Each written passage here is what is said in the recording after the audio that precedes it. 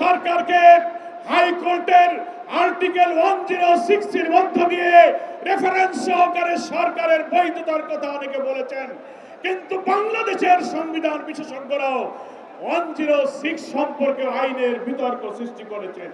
ফলে একমাত্র গণভোটের মধ্য দিয়ে জাতির আকাঙ্ক্ষা পূরণের যত সংস্কার হয়েছে তার আইনি ভিত্তি দেওয়া সম্ভব। তা না হলে জাতীয় নির্বাচনের বৈধতা এই সংস্কার কখনো পূরণ হবে না।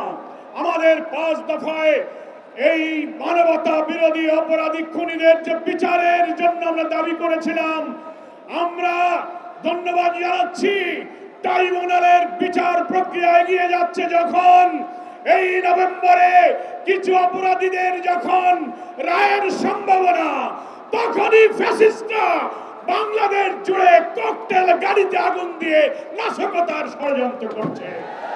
আমরা বলতে চাই সরকারকে, স্বরাষ্ট্রমন্ত্রীকে, আমরা শুনছি ঢাকার হোটেলে হোটেলে সন্ত্রাসীর অবস্থান নিয়েছে।